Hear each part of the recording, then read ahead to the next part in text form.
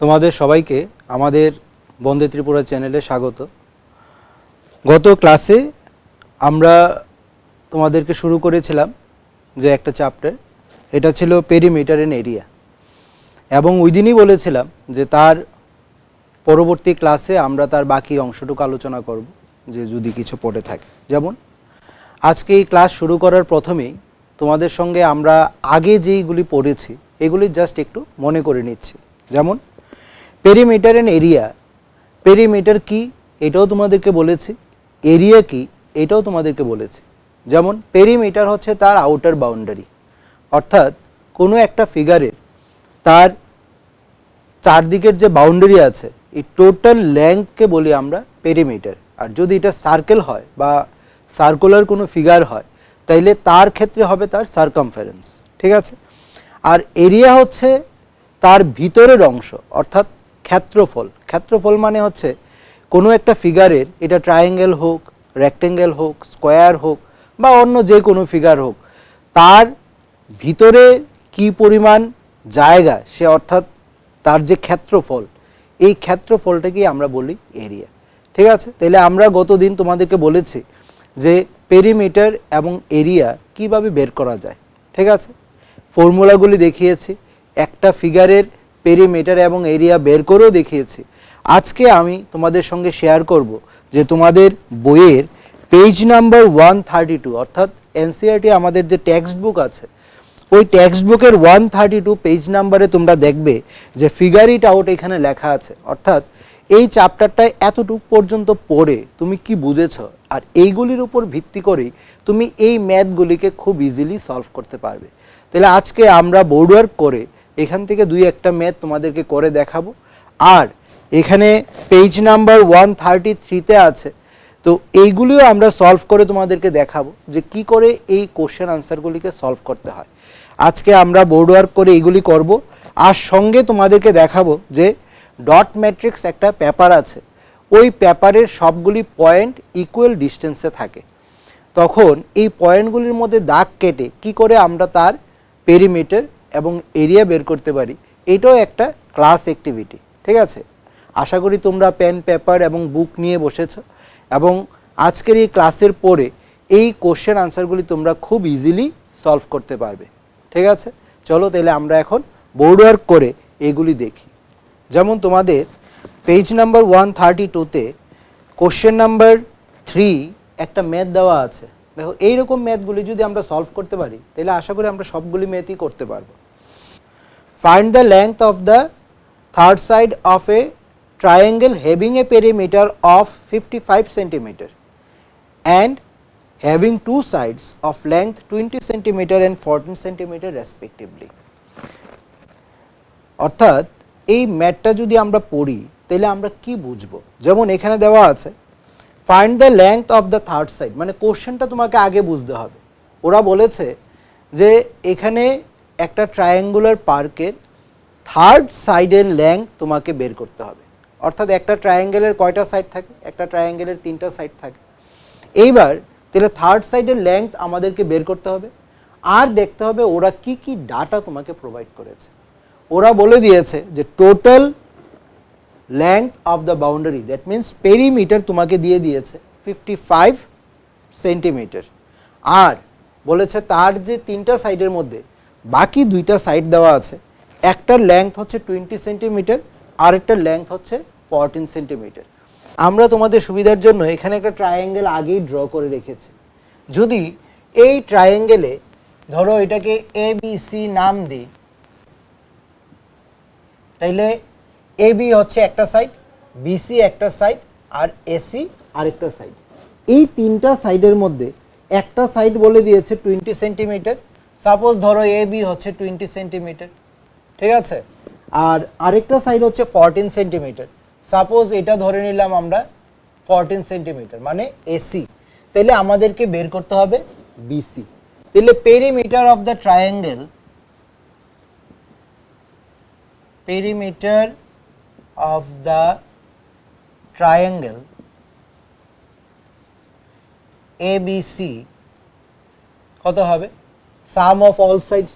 Some of all side যদি আমরা করি তাহলে আসবে AB plus BC plus AC, তাহলে সাম অফ অল সাইডস। এবার একটা জিনিস দেখো, পেরিমিটারটা কত ছিল এটা ওরা দিয়ে দিয়েছে, কত 55, আর এদিকে এবি দিয়ে দিয়েছে কত, এবির জায়গায় বসিয়ে দিলাম 20, বিসি আমাদেরকে বের করতে হবে, তাহলে বিসির জায়গায় বিসি থাক, আর এসি দিয়ে দিয়েছে 14। তাইলে এই 20 আর 14 যদি আমরা অ্যাড করি তাহলে কত হবে 34।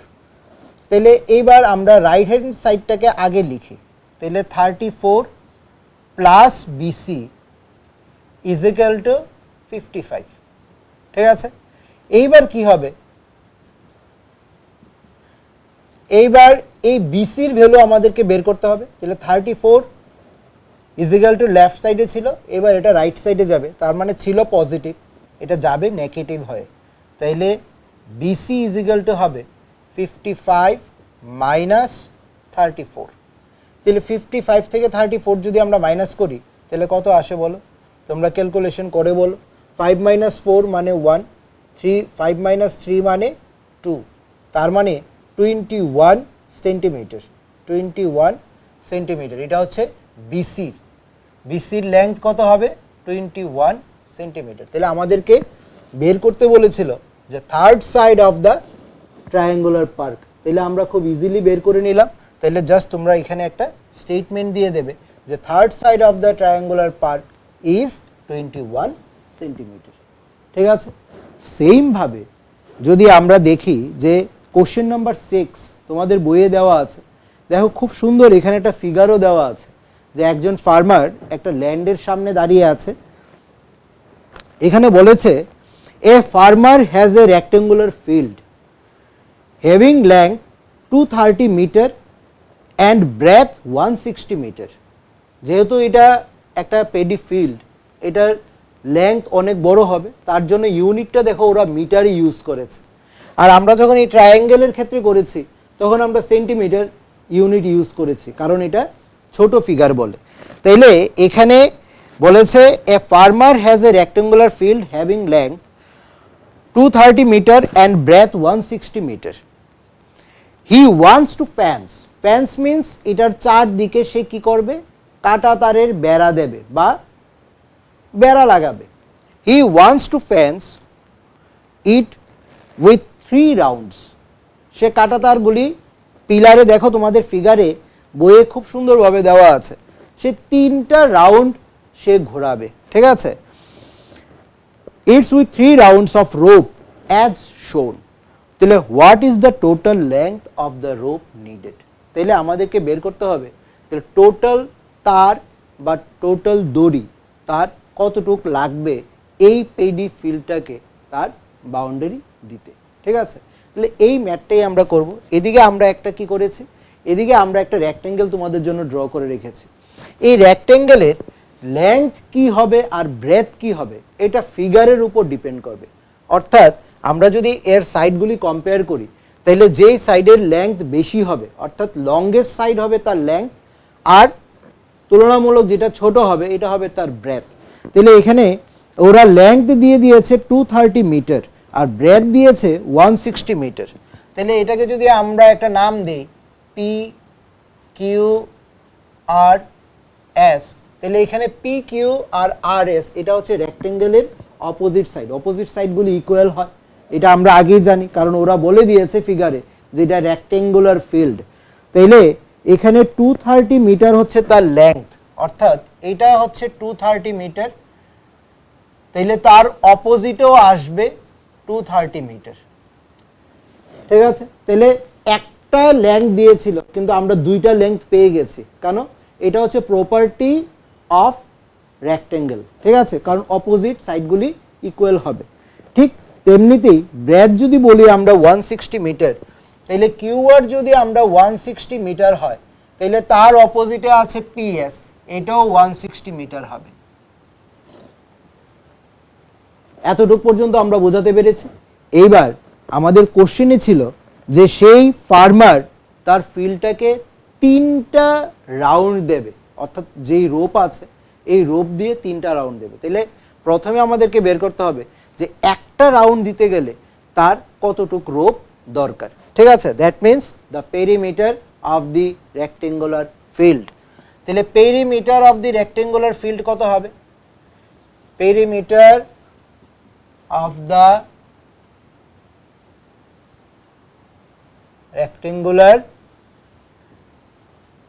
field PQRS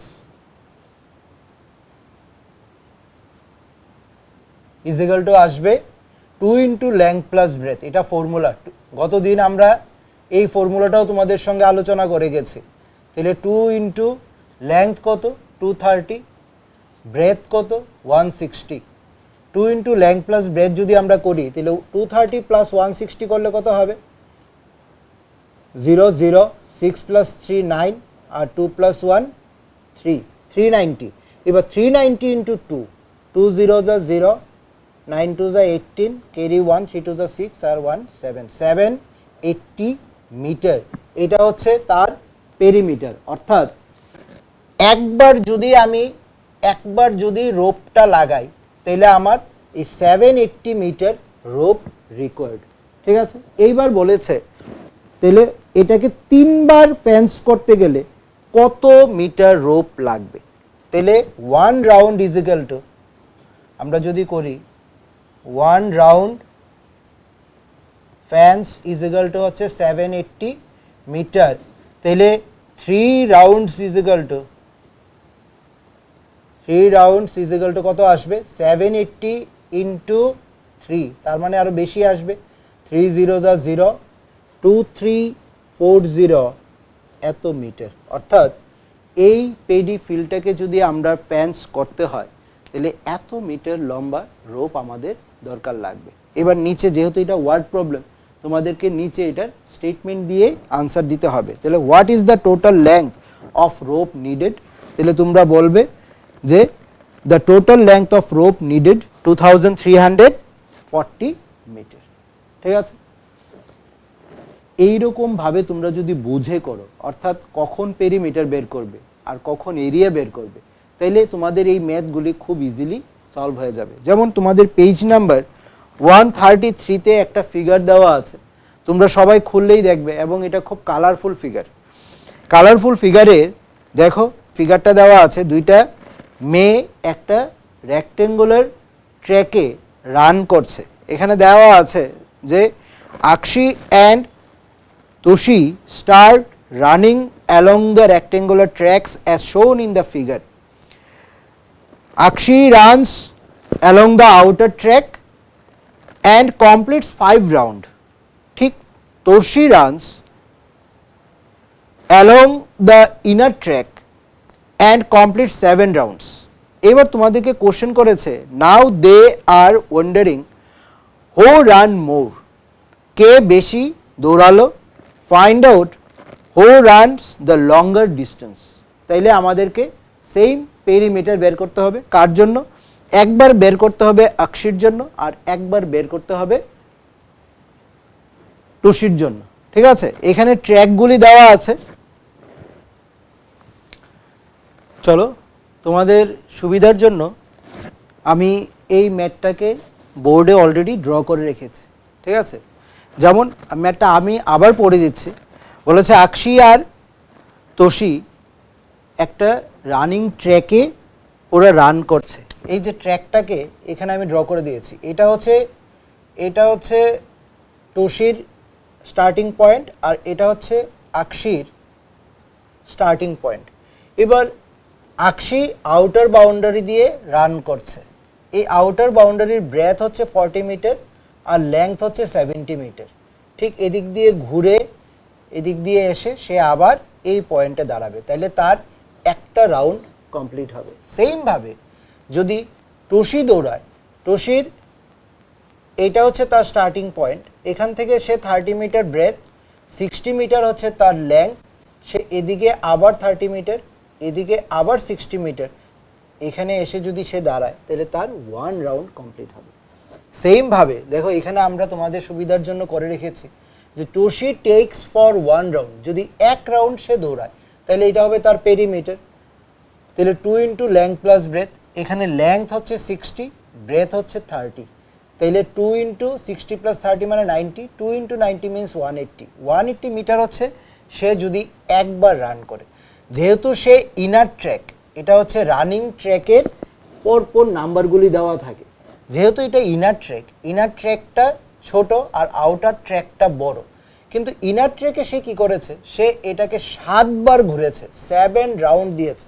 তাহলে টোশি টেকস ফর 7 রাউন্ডস, 7 বার ঘোরার জন্য সে এই ডিস্টেন্সটা কভার করলো। কত? 1260 মিটার, কারণ 180 ইন্টু 7 করলে এত আসে। এইবার যদি সেমভাবে আমরা আকশির জন্য যদি বের করি, আকশি মানে রান করছে কোথায় দিয়ে? আকশি রান করছে আউটার বাউন্ডারি দিয়ে, অর্থাৎ আউটার ট্র্যাক দিয়ে। তাহলে আউটার ট্র্যাকের ব্রেথ হচ্ছে 40 আর লেংথ হচ্ছে 70। তাহলে সে একবার ঘুরে আসার জন্য তার যে ডিস্টেন্স সে কভার করবে 2 ইন্টু লেংথ প্লাস ব্রেথ, তাহলে 2 ইন্টু 70 প্লাস 40, তাহলে 2 ইন্টু 70 প্লাস 40 করলে হবে 110, 110কে 2 দিয়ে ইন্টু করলে হবে 220 মিটার। এটা হচ্ছে ফর 1 রাউন্ড। এবার তোমাদের বইয়ে পরিষ্কার দেওয়া আছে সে আউটার বাউন্ডারিতে রান করেছে 5 বার, তার জন্য 220 ইন্টু 5, তাহলে এটা যদি আমরা করি তাহলে আসে কত? 1100 মিটার। এইবার তোমাদেরকে কিছু প্রশ্ন করেছে ওরা বইয়ে, বলেছে কে বেশি রান করলো। তাহলে কে বড়, 1260 বড় না 1100 বড়? তো অবভিয়াসলি 1260 বড়। তাহলে এটা কার ছিল? এটা ছিল টোশির। তাহলে কে বেশি রান করলো? টোশি বেশি রান করলো। সেমভাবে এখানে অনেকগুলি পয়েন্ট দেওয়া আছে যে 250 মিটার যদি টোশি দৌড়ায় তাহলে তার এন্ডিং পয়েন্ট কোথায় হবে, ঠিক আছে? এগুলি তোমরা এখান থেকে করে বের করবে। আশা করি যে এই ম্যাথগুলি যদি তোমরা করতে পারো তাহলে পেরিমিটার নিয়ে তোমাদের আর কোনো সমস্যা হবে না। আর আমরা বলেছিলাম যে ডট ম্যাট্রিক্স তোমাদের বইয়ে, জাস্ট আমি এই ইমেজটা দেখাচ্ছি, তোমরা ভালো করে দেখে রাখো যে এখানে এরকম ডট দেওয়া থাকে। ইভেন তোমাদের বইয়ের পেজের মানে লাস্টে তোমরা যদি দেখো এখানে অনেকগুলি এরকম ব্ল্যাঙ্ক স্পেস দেওয়া আছে, ডট ম্যাট্রিক্সের কাগজ দেওয়া আছে। এগুলি তোমরা ছিঁড়ে বা কেচি দিয়ে কেটে এটাকে জেরক্স করে নেবে, ঠিক আছে? তারপরে এটার মধ্যে করবে, কারণ এটা যদি তোমরা করে ফেলো তাহলে কিন্তু এই পেপারটা আবার কিনে আনতে হবে। তাহলে এরকম এখানে স্কোয়ার শিটও দেওয়া আছে, 10 গ্রামের শিটও দেওয়া আছে, যেটাকে কেটে তোমরা তার পেরিমিটারগুলি বের করতে পারবে। এটা হচ্ছে এইগুলি দেওয়া আছে তোমাদের অ্যাক্টিভিটির জন্য। তাইলে এই যে ডট ম্যাট্রিক্সে আমরা কি করে বের করব, জাস্ট আজকে তোমাদের পেরিমিটারটা আমি করে দেখাচ্ছি, নেক্সট দিন এরিয়ার বাকি পার্টটা তোমাদেরকে করে দেখাবো, ঠিক আছে?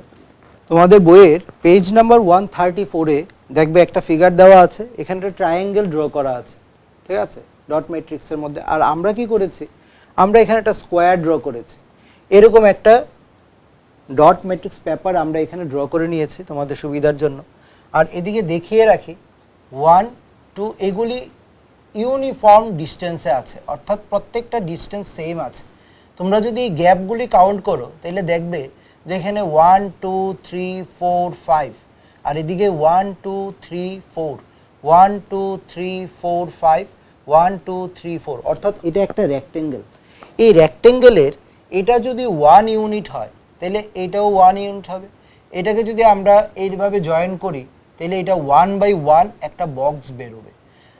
আমরা এখন বের করছি তার পেরিমিটার। তাহলে পেরিমিটার যদি করি তাহলে এটা 1, এখান থেকে এতটুক 2, 3, 4, 5, তাহলে এদিকে থাকবে 5 ইউনিটস, 5 ইউনিটস, আর এদিকে থাকবে 4 ইউনিটস। এবার এটা মিটার হতে পারে, সেন্টিমিটার হতে পারে, যা খুশি হোক।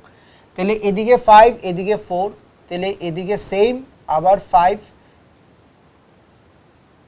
ইউনিটস, আর এদিকে থাকবে 4 ইউনিটস। এবার যদি আমরা পেরিমিটার বলে তাহলে এই সবগুলি প্লাস করলে যত হবে এটা হচ্ছে আমাদের পেরিমিটার।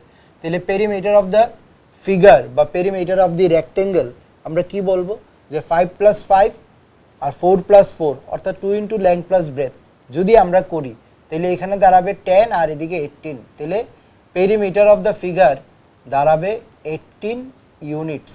এটা মিটার হলে মিটার, সেন্টিমিটার হলে সেন্টিমিটার। এইভাবেই আমরা এই স্কোয়ার ম্যাট্রিক্স বক্সের মধ্যে যদি বসাই তাহলে রেক্টেঙ্গেল, স্কোয়ার, ট্রায়াঙ্গেল তারা সবার পেরিমিটারগুলি আমরা খুব ইজিলি বের করতে পারবো।